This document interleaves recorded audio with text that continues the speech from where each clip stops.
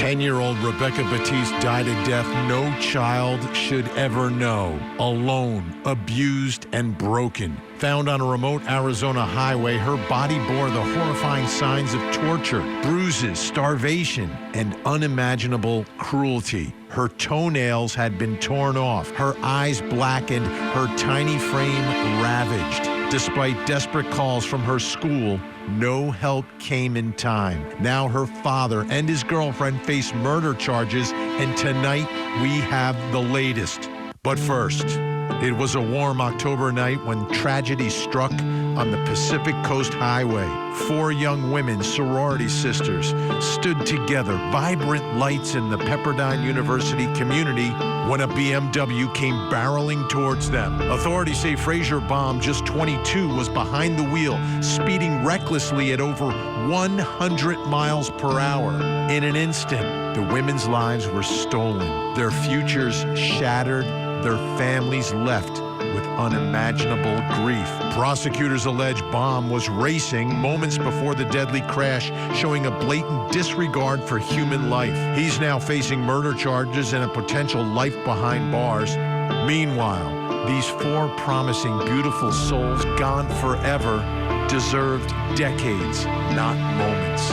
And now the Pacific Coast Highway echoes with the haunting question: why were they taken so violently, and will accountability ever come?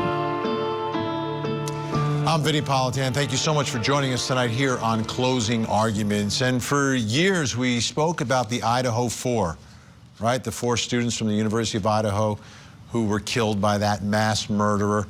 And we talked about the lives that were lost and how much was lost in that case. Well, tonight we're going to tell you about the Pepperdine 4. 4 sorority sisters who, again, living their best lives, doing what you want your children to do when they go off to school, make good friends, work hard in school, and enjoy yourself. Enjoy your life, enjoy your youth. And that's what they were doing. That's absolutely what they were doing when they met a very cruel and violent death. Prosecutors say the man responsible is a young man, rich kid from LA, driving his BMW, way over the speed limit, right around Dead Man's Curve in Malibu, down the Pacific Coast Highway. What was he doing? Why was he driving that way?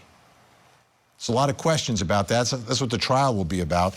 And there's going to be, I suspect there will be a trial in this case because he's charged with murder, 4 counts of murder. He can spend the rest of his life behind bars because of his actions behind the wheel of that BMW that day. Now, there are a few interesting developments in the case. He's had a change of counsel and has now hired a new attorney. Do you recognize him? He's from LA, but became very famous in Massachusetts. Alan Jackson, who spent a career prosecuting in Los Angeles. Obviously, that is his home state where not where he's originally from, but where he has practiced law and spoken in front of dozens and dozens and dozens of juries, mostly as a prosecutor for years, but now as a defense attorney. And I'm sure this kid's family saw what Alan Jackson did in the Karen Reed case and said, wait a minute, let's get that guy. Let's get that guy. So he's on board now. And it's another case for Alan Jackson involving another murder weapon with 4 wheels. The alleged murder weapon in this case is going to be the BMW. And the question is, what sort of a defense are we going to expect in this trial? We're going to talk about that, but first let's hear from Court TV anchor Julia Janae, who has the story for us tonight. October 17th, 2023, 4 Pepperdine University sorority sisters are killed in a horrific car accident on the Pacific Coast Highway. Neve Rolston, Asha Weir, Deslyn Williams, and Peyton Stewart were all seniors and members of the Alpha Phi sorority. Prosecutors say they were killed when 22-year-old Frasier Michael Bohm lost control of his BMW while speeding through Malibu.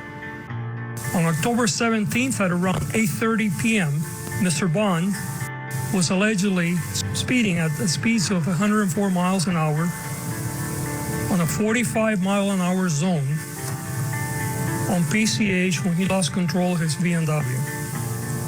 He allegedly crashed into a parked car before crashing into 4 pedestrians standing together on the side of the roadway. Bohm was arrested and charged with multiple counts of murder and manslaughter stemming from their deaths. Local station KABC was in the courtroom last month when Bohm made his first court appearance with his new attorney, Alan Jackson.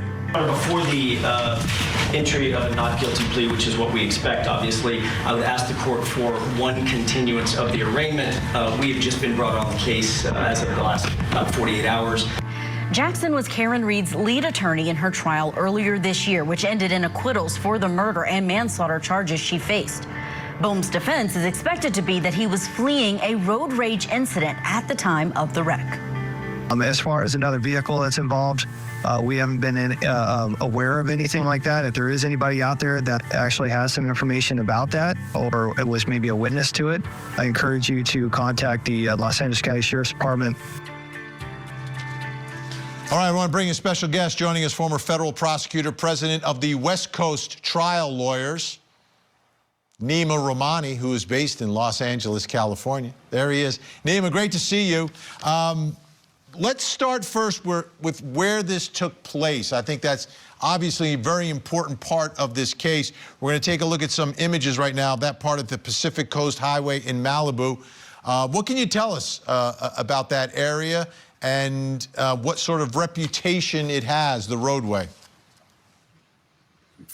Vinnie, it is a windy road along the beach. It has 2, sometimes 3 lanes each way, depending on what part of it is. And people drive really, really fast there because there aren't many stoplights. Sometimes they're, even miles apart. And depending on the time of day, if there's no traffic, people can go, upwards of 100 miles an hour, which is what the issue it was in this case. Now, this road has been closed for several months. It just recently reopened because of the Pacific Palisades fires. But obviously, everyone is going to remember this tragedy that took place in 2023. And my understanding is they refer to this as Dead Man's Curve. And I believe it's the same one that the song was based upon years ago by Jan and Dean. Absolutely. And people have wanted to put up barriers, put up more stoplights, traffic lights, even speed bumps. There's a lot of people that have been upset at this part of the curve. Now, if you're talking about Malibu, it's not part of the city of Los Angeles. It's part of LA County. And people have asked, why hasn't this road been made safer? And I know the families are waiting for this criminal case to resolve, but there's claims that have been made against the city of Malibu, the county of LA, Caltrans here, because of how dangerous this road is, and particularly this blind curve. Okay, I want you to take a listen to the new attorney for the defendant. Let's listen. Jackson, on behalf of Mr. Bohm, do a formal reading of the information statement of rights, enter a plea of not guilty, denying any and all special allegations and priors. I do, Your Honor. Not guilty plea is entered. Special allegations and priors are deemed denied, if any. Let's see, last day for the case would be October 6th. Date you're requesting for plea trial. We are, Your Honor, for September 5. The reason for the little bit shorter date is I anticipate, given that we're in front of this court in first instance here at the arraignment, we would be making a bail consideration motion, but that's to be determined. When we file it, we'll give the prosecution plenty of notice and the court plenty of notice, but I figured that the September 5th date, if that works for the court, would give everybody plenty of time. All right, September 5th for pre-trial, bail motion, that'll be date 30/60. In this courtroom at 8:30, Mr. Bohm, you order to return September 5th, 2025 to this courtroom at 8:30 in the morning. All right. That's it for the defense. Thank you. All right, thank you. Anything, Mr. Clark? All right, September 5th it is. Thank you. All right, Nima, I think many of the viewers may know him, Alan Jackson, obviously from the Karen Reed trial in Massachusetts, but that's not where he's from. He's been practicing in LA for years in that area of California. What can you tell us what you think the impact will be of introducing him into this case, number one, and number two, his track record and reputation in front of Southern California juries? Vinnie, Allen has an outstanding reputation, both him and his entire firm, probably one of the best criminal defense firms here in Los Angeles. And of course, everyone on Court TV knows him from the Karen Reed case and the result that he got, really a resounding win, notwithstanding that OWI conviction, not just once, but twice if you pull that first jury. So he's someone that knows his way around the courtroom. Obviously, he understands the science of vehicles. That was a big issue in the Reed case. But you're talking about a vehicular murder case here, and it's not typically charged. The previous district attorney, George Gascon, had a pretty soft reputation, but charged it in this case. So it's called Watson murder here because of a famous case, but carries a 15-year sentence to life on each of the counts. So a lot of potential time here, and if he gets it down to manslaughter, that's only 2 to 6 years. And of course, he may argue a defense of necessity, that he was trying to avoid another vehicle to try to get a not guilty outright. We saw in the Karen Reed case, he didn't go for the manslaughter. He went for the home run, the defense verdict, and he was more or less successful. So I expect him to do the same thing in this case. Nima Rahmani in LA. Thank you so much, sir. Great to see you. Let's bring in our think tank. Joining us live in studio tonight, criminal defense attorney, former state assistant attorney in Miami-Dade, and former assistant DA in Atlanta, Daryl Cohen. Also with us, criminal defense attorney and law professor Meg Strickler, and criminal defense attorney, the man behind the glasses, Josh Schiffer. All right, Alan Jackson, how much of a difference can that make for a defendant? I think it could make a major difference if they decide to enter a plea and if they can negotiate some sort of a plea that's acceptable to the state of California and acceptable to the defense. They're hiring an accident reconstruction expert. They're doing ARCA. Coming into this case. Yes. I guarantee you, Exactly. ARCA will be the experts for the defense. And there is not going to be any plea, Daryl. They did not hire him to plead. Disagree. They're hiring, so this is what this case is. It's terrible because of what happened from an otherwise very common, reckless, dangerous, awful, terrible thing. But let's just be serious. People speed around this corner every day, all the time. There's been complaints for years. It just happened that on this day, this accident stole 4 young people's lives. I agree with that. He was, if they're able to prove with science that the car was going at least 70 or 80 or what they allege is over 100, that does rise up to the charge that they're charging them. One of the differences here between this and the Karen Reed trial, they're both murder trials with motor vehicles. There's witnesses, number one. Mm-hmm. We know that the vehicle caused the accident. So that is not in question here. No question. At the last trial, that was the question. Yeah. But we did not, and here, unlike Karen Reed, we have, as you mentioned, visual evidence, not just forensic scientific evidence that we know he died and how he died and whether or not the car, the taillight was hurt. I mean, all of that sort of thing. But here, the amount of speed that he was going, so excessive, if they are able to prove it, and I think they will, if they go to trial, he is going to have to come up with a defense, such as has been mentioned, that he was trying to elude someone chasing him. There's a big difference here. There's a big difference. Murder, 15 to life. Right. Manslaughter, 2 to 6. And that's depending on what the goal is. Is the goal to end with a manslaughter? Because the bad fact is there's no question this kid was driving the car that hit the other car that killed the 4 people. There's no getting away from that at all. So what's the goal of the trial? Is it to get away from a mandatory 15 to life? Or is it go win times 4? Or is it go win the whole thing and get a not guilty? I think the not guilty is really hard because of, like you're saying, the speed is automatically reckless. Are you surprised that the new DA has not tried to alter the charges here? Not yet. Gascon like went after him because Gascon saw that he was driving a BMW. Yes. This was a child of privilege, so I'm going to throw the book at him. Right? That's the way Gascon operated in L.A. A class-based prosecution. Right. So do you think there's any chance of a second look or the offer of the deal for manslaughter? 4 counts open. He's facing up to 24 years. He's only he's young. He's only 23 years old. But he's already four innocent girls are dead. He's out on bond, which already is indicative, in my opinion, of the lack of strength of the prosecutor's job. I know that money gives people bond. In other words, you get great lawyers, people get bond. Right. The poor people who are charged with these kinds of crimes. And you can also afford to post the money if you have money. But this is different. If he had gone out with a gun and shot and killed every one of those girls, bond is not an issue. He's not going to get it. But here, it's what we call an OTO. They're going to try to say it's a one-time only, and that was it. It would never happen again. But class, he was classless, and he had a heavy foot. That's disrespecting what's actually happening here, because you know as well as I do that if the victims had been 4 other besides unbelievably beautiful, successful college kid, leading story, which is why Gascon really did this, is there's some PR and headhunting involved. If that victim demographic changes, this whole case changes, in my opinion. I think you have the right to be wrong. So looking at this, right, it's one action, but 4 lives are taken, right? And there's a big difference between 2 to 6 and 2 to 6 times 4, or 15 to life and 15 to life times 4.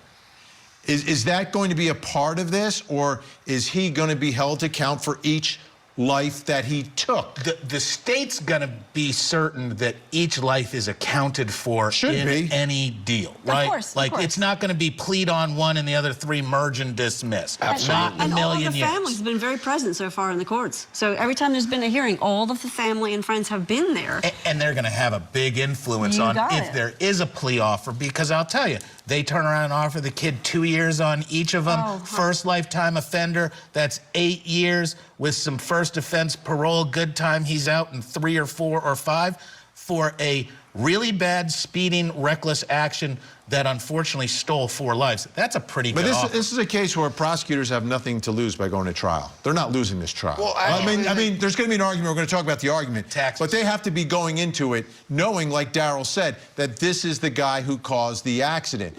So there's going to be some level of culpability, you would think, as a prosecutor, knowing that 4 lives were taken and he's 100% at fault here. What's interesting, though, is that he apparently doesn't have a prior speeding record, from what I've read. And I think that actually helps the defense rather well. How about the fact of where this took place, on a dangerous road? If it's on a dangerous road, does that help him or hurt him? It hurts him. It hurts him because he knew better than to speed at the speed he was going. Whether it's 70, 80, 90, or 100, he knew better. The foot gets off the metal. That comes in a little bit, but we've literally got a legendarily dangerous, an open and notorious condition that has cost lives before.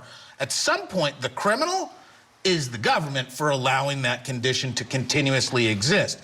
Around here, we just had a giant multi-million-dollar case against a small city because they didn't move their planters. And the planters were dangerous and killed a Georgia Tech kid when he wrecked into them.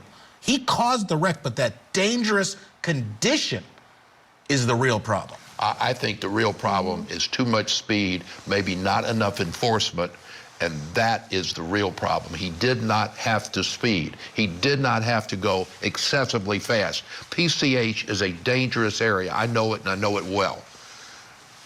But because there have been previous accidents, certainly the county should have done something, but that doesn't excuse what he did. How much does money impact this? The money that the defendant has, that he can put into his defense. We talked about ARCA. To me, there's always going to be issues in cases like this. Will it make a difference 100%. For this defendant? 100% is going to make a difference because experts, we all 3 have cases all the time where if we're doing a court-appointed case, we have to beg the judge to give us funds for investigators or for experts. So when somebody doesn't have the money, they can't pay for those things. When the state has an expert they don't like, they just go hire more experts till they get one that works. When you're doing appointed work or working with a private family, you have a very limited budget. We're all familiar with how much these experts cost, and it's a legitimate defense to be aggressive with your experts. Make the state prove their burden in the face of scientists and experts who know the science.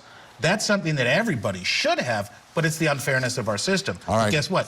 Life ain't fair. Think tank staying with us. When we come back, we're going to talk about who this defendant, this driver, is going to point the finger at. Because he's pointing the finger at somebody. We'll tell you who, plus coming up next hour. Tonight on Vinnie Politan investigates beneath the surface of a quiet family home. Children were allegedly locked in cages and silenced by fear. What dark secrets were Brian and Jill Griffith hiding behind closed doors? Tonight, we investigate. Join Court TV's Vinnie Politan with the latest and breaking true crime stories. Now, let's look at the other side of all of that. Vinnie Politan investigates tonight, 9/8 Central, only on Court TV. Donna Adelson is facing charges of murder, the death of her former son-in-law. Terrible. Now that Donna has turned into a defendant, what's next for the Adelson clan? The matriarch mastermind murder trial, August 19th, only on Court TV. Asha was wise and gentle. Neve was just joyful and such a light and so kind. Peyton was so driven and just selfless and just the best. And Deslin was always the life of the party. She was like the confidence. She was your confidence when you didn't have it. They had so many aspirations, so many goals. They were going to go so many places, and it's truly heartbreaking that their lives were taken too soon. Such a devastating loss. And you talk about a case like this, yes, it's a motor vehicle, it's not a shooting, but the lives are still gone. And according to prosecutors, they should not be. And this young man is at fault for his behavior, his extremely reckless behavior that day. Now, we're going to get into what the defense may very well talk about during the course of this trial. Shane Gang Pictures and 408 Productions and director Nick Davis created a documentary about this dangerous stretch and the history of the Pacific Coast Highway called 21 Miles in Malibu. Here's a look at some of the trailer. It is one of the most dangerous places around. PCH isn't safe, and everyone knows that, and no one's done anything about that. I have seen 9 fatal collisions or deaths from this exact spot where I'm standing. There's study after study after study about what needs to be done. Not one of them has been implemented. Being in this roadway is the single most dangerous thing you're probably going to do. Think Tank still with us here in studio. Daryl Cohen, Meg Strickler, Josh Schiffer. Does information like that get in front of the jury? The history of the road, can it? Indirectly, certainly. Well, also, they live there. They're going to be jurors from LA Could you County. bring in an expert to talk about how dangerous the road is? Oh, absolutely. If you're going to claim it as part of the defense being, you know, the inability to safely operate, a traditional history of the location, juries can take notice of the prior wrecks there. It's like prior bad acts of a road. It's character evidence, except it's admissible because it's against a non-human entity. It may be admissible. I don't think it is, but the judge will make that decision if there's a trial. But regardless, that doesn't excuse 103 miles an hour. All right, let's get into that. Let's get into that, because here's what the defense is saying about why he was driving the way he was driving. This is a report from April 30th from ABC 7 Eyewitness News out in L.A. And this is before Alan Jackson was in the case, but I can't imagine that the defense would change their view of the facts because you have different lawyers. They would never do that, would they? So Bohm's attorney, who objected to the murder charges, told the judge that the young man was being, quote, chased in a road rage incident and accelerated before the deadly crash. The defense attorney countered that a road rage incident does not have to be a high-speed chase, referring to another motorist whom he called aggressive in attempting to confront Bohm about his driving while they were at a traffic light before the crash. So there's interaction with another motorist. Alleged. Right. No, it happened. It happened because the person he interacted with is a star witness for the prosecution. Take a look at this. His name is Victor Calandra, a Malibu resident of 35 years that testified. He drove alongside Bohm on October 17th. He took the stand. And again, this is from the Pepperdine University Graphic, the school paper, doing amazing work here. Took the stand for the most amount of time. Security camera footage from PCH showed Calandra's blue GMC pickup truck driving in close proximity to Bohm minutes before the crash, so he's there. Calandra said although he was around 100 yards behind, he noticed Bohm's BMW driving erratically and swerving on PCH just beyond Sunset Boulevard toward Topanga. Calandra was able to catch up to the erratic vehicle at the Los Flores Canyon stoplight. So, yeah, there was this conversation at the stoplight. Here's what Calandra said. At this light, Calandra said he noticed Bohm had his cell phone between his legs under the steering wheel and was moving his thumbs, possibly texting. Calandra rolled down his window and tried to get Bohm's attention as he testified, saying, "Hey, you need to be careful. You're going to hurt yourself." Calandra said there was no response from Bohm, and when the light turned green, the BMW took off with extreme acceleration. That's what this trial's about. This trial's going to be about that. The defense attorney went after this guy on cross-examination at the prelim. Yeah. Major mistake. No. Yeah, I read I watched the transcript being read on a YouTube video, and I watched when that cross-examination happened. And what's going to happen in the future is when we have preliminary hearings here in Georgia, is when that guy retestifies later on in the future, we're going to make sure if there's any corroborating evidence. Was there a traffic light cam? Yeah. Was there a camera from some gas station? I'm sure right now as we speak, all that investigation's happening, and it will either corroborate or it's going to hurt. And if he oversold the innocent Good Samaritan that conveniently warned the young man to drive safer immediately before the horrific killing Alan of Jackson's going to have to go after this Victor Calandra. You're going to go try to eat they his have lunch. a trial.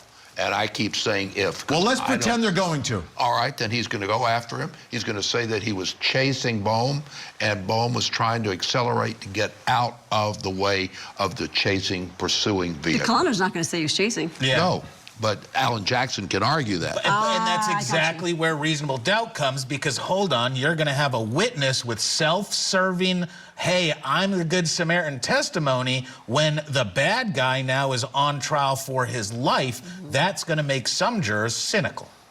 So Victor Calandra is one of two things in this case, right? He's a Good Samaritan trying to help keep this young man safe who's driving erratically by warning him, or this is road rage and he's antagonizing this young man, perhaps putting him in fear. I mean, that's the picture they're going to try to paint. Because that never happens. Money comes into this. So they're going to get cameras from every single angle, and they're going to find every single car that was anywhere near this But let me tell you this. He admits that he's 100 yards behind him witnessing this, but drives to catch up to him. Correct. Yeah. Which does not doesn't sound like a good Samaritan. To confront him. That's, to me, that's the only... You reverse that, and the DA is going to charge that guy with stalking or something, because I tell you, it turns real quick to chase down. Right. So, in everything I'm hearing from you, it's how does this testimony play in light of whatever video evidence the jury gets to see and the testimony they get to hear? Is this kid going to have to testify about being intimidated? Ooh, that's going to be rough. He does not look like somebody. I mean, just by his visual, I can't tell. But I can't think he'd be a good testifier. If you're trying to claim that you're scared, you're going to have to tell the jury you're scared. Why is being scared presumed? It's not going to work. You tell the jury with body language, with facial expressions, but you cannot testify if he testifies. How about this? Let me throw one more thing in there, and then we're done with this. And that is that after the crash, Calandra was yelling at the kid because he had just killed someone. He's the one who said the MF, didn't he? Yeah, and Yes. people witnessed that. Yep. I think the defense is going to try to take that Victor Calandra and put him at the traffic light. I think that's where this trial's going. The character of the witness is unbelievably important. Again, if there's a trial. Speed. If there's a trial. No need for speed. All right. Folks, we have a verdict in the Revenge Mom murder trial in Florida. What did the jury decide? This is a live look inside the courtroom as the parties gather. We will bring you that verdict next.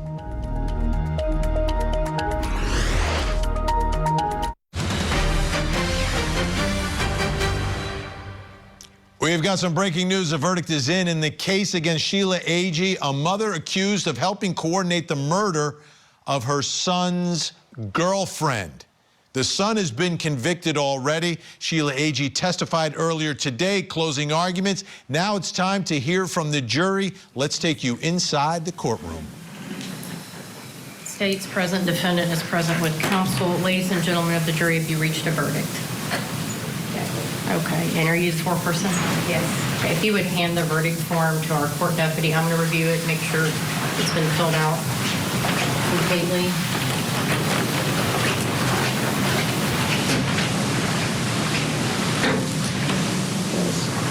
Believed to be in proper order, and I'll have Madam Clerk publish the verdict. Ms. Agee, please rise to accept the jury's verdict.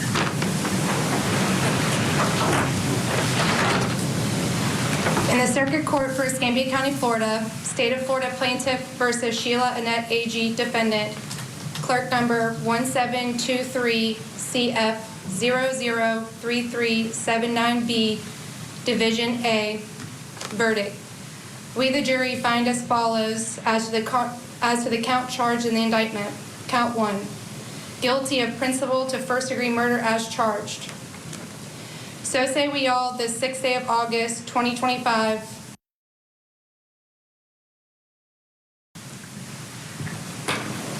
Would either party like the jury polled? Yes, Your Honor. Okay. Madam Clerk's going to poll you. She's going to ask you a question. If you'll just respond to her question. Juror Carpenter, is this your individual verdict as well as the verdict of the jury as a whole? Yes.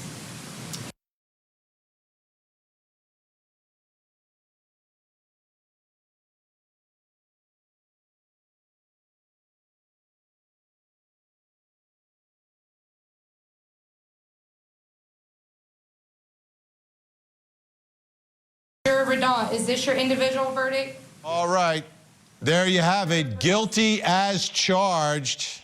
And, you know, looking at the reaction, is she shocked? I think if you didn't do it, right, and now you've been wrongfully convicted of planning the murder of another human being, I don't know, you might be shocked, crying, maybe angry, I don't know. Kind of looks like she expected it. Her son's been convicted. Well, they won't be put in the same prison, obviously, but whole family now. There you go. There you go. The last, Think tank is still with us. This is, I always look at the reactions. Oh, the judge is speaking. Let's listen to the judge. I also wish to advise you of some very special privileges enjoyed by jurors. No juror can ever be required to talk about the discussions that occurred in the jury room except by court order.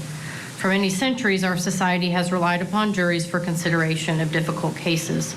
We have recognized for hundreds of years that a jury's deliberations, discussions, and votes should remain their private affair as long as they wish it. Therefore, the law gives you a unique privilege not to speak about the jury's work. Although you are at liberty to speak with anyone about your deliberations, you are also at liberty to refuse to speak to anyone. A request to discuss either your verdict or your deliberations may come from those who are simply curious, from those who might seek to find fault with you, from the media, from the attorneys, or elsewhere. It will be up to you to decide whether to preserve your privacy as a juror. I do want to take this opportunity to thank you for your service on Monday, yesterday, and again today. You gave 3 days of your time to help us resolve this case, and we certainly appreciate the time and consideration you've given to this case and your willingness to serve. I am going to reintroduce the attorneys. We have Ms. Bridget Myers-Jensen. She's the Chief Assistant State Attorney here in the First Judicial Circuit, and Mr. Alvin Trey Myers, and he is the Deputy Chief Assistant State Attorney here in the First Judicial Circuit for the state of Florida, and Mr. David Ackerman, who's in private practice here in Pensacola. And I always like to reintroduce them in case you wish to reach out to them. They won't reach out to you, but if you'd like to, I know when I was trying cases, I did on a few occasions have jurors contact me, and it was helpful to understand, what the discussions were in the jury room. But again, that's up to you. You're not required to do that in any way, and you can find their contact information online. And again, this will count as your jury service for the year. Sheila Agee, guilty of murder. I mean, she's not getting out of prison, by the way, regardless of what the sentence is, but it'll likely be life. All right, when we come back, we're going to bring back in our think tank to talk about what we just saw down in Pensacola, Florida, a guilty verdict for the mother of a killer. Join Court TV's Vinnie Politan with the latest and breaking true crime stories. Now, let's look at the other side of all of that. Vinnie Politan Investigates, coming up next, only on Court TV. A woman's remains found scattered throughout a 3-mile area. Now, a former naval officer stands trial accused of killing his wife. The dismembered wife murder trial. Live coverage weekdays, 8/7 Central on Court TV. Welcome back. We're covering some breaking news out of Pensacola, Florida. Sheila Agee has been found guilty for conspiring with her son to murder 18-year-old Brooklyn Sims. Brooklyn's mom now inside the courtroom speaking. Let's take a listen. Dictionary defines a mother as a woman who has given birth to a child, provided an egg for a child, or who has legally adopted a child. My definition of a mother is a selfless, loving human who often sacrifices many of her own wants and needs for those needs of her children. A mother makes sure that her children are equipped with knowledge, skills, and the abilities to make it as a competent human being. It has been 1 year, 11 months, and 25 days since my daughter, Brooklyn Taylor Dior Sims, was tragically taken from me. I miss my daughter. Casey lost her mama. Casey lost her daddy. Casey lost her other grandmother. When I say my granddaughter does not understand, and I don't know if she ever will, what happened on August the 11th, 2023.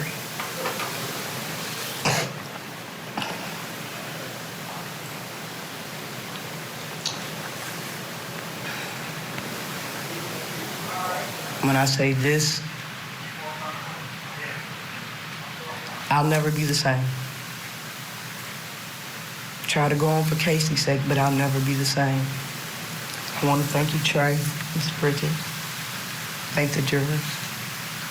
Today, Justin for Brooklyn Taylor Sims has been served. Can I ask you one more question? Yes. How's Casey doing now? She's thriving. She's getting big. At the time of the incident, Casey was 15 months. October, Casey will turn 4.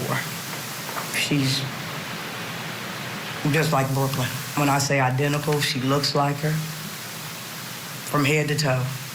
She's her mom. Thank you. You're welcome. Your Honor. Anybody else that wanted to be heard? I don't believe so, Your Honor. Based on the jury's verdict, though, there's only one lawful sentence, Your Honor, and that's adjudication of guilt, life in state prison without the possibility of parole. I believe the court costs are $518, and that's all the state has, Your Honor. I believe her credit was 722 days. Judge, may I applied for that decision? Yes, sir. Just 1 second.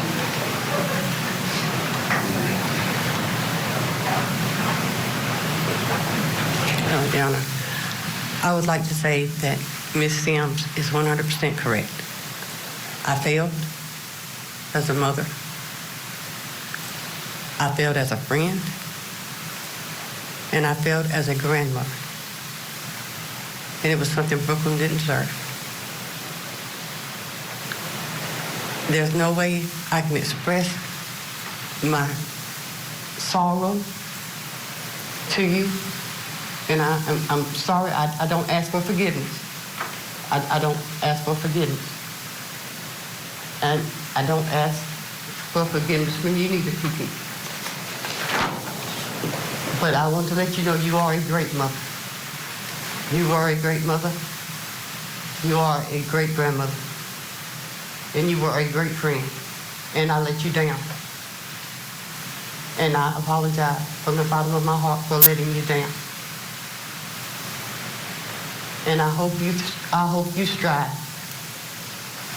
And I hope Casey strives. And Kiki, I hope you and Ada strive. And I'm sorry from the bottom of my heart. And thank you, Ms. Hill, and thank you, Mr. Trey. And thank you, Mr. David. And I am so sorry to my family. I love y'all. In Your Honor, I apologize to you as well. Thank you. Thank you, Ms. Agee.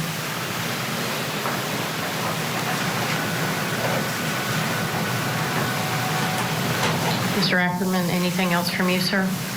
I'm sorry. I said, was there anything else from you? No, Your Honor. Okay. Already done. Based on the jury's verdict finding you guilty as charged of principal to first-degree murder, I will adjudicate you guilty of that charge, sentence you to life in the Florida Department of Corrections without the possibility of parole. I believe she has credit for 722 days. Any objection to that amount of credit? And she'll be given that credit. I'll impose $518 in court cost. Madam Clerk, there's no other required cost, correct? All right, and this is the judgment and sentence of the court. You have 30 days to appeal. If you cannot afford a lawyer, one will be appointed to represent you. And all financial obligations will be reduced to judgment lien. That's correct.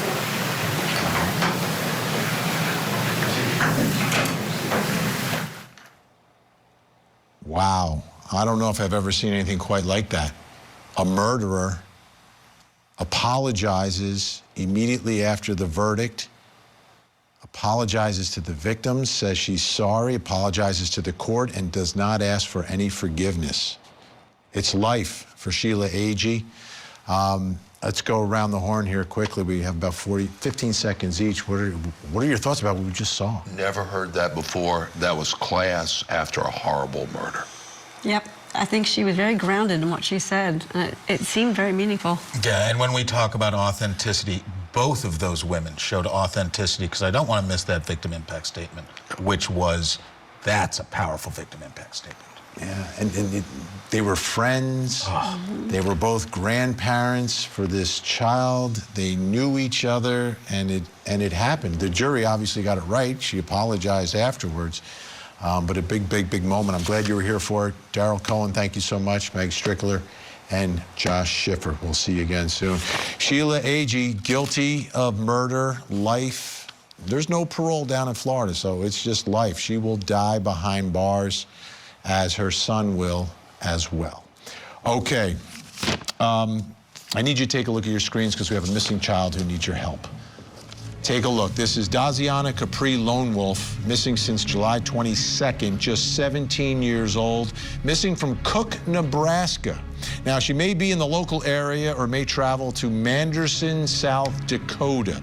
This is what I need you to do. If you see Dazianna, pick up the phone, make a call, make a difference, 911, 1-800-THE-LOST, or you can call the Johnson County Sheriff's Office in Nebraska. That number's on your screen right now.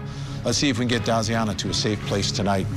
Don't go anywhere. We have another hour of live true crime. Vinnie Politan Investigates is next. In the meantime, please don't forget to hug the kids.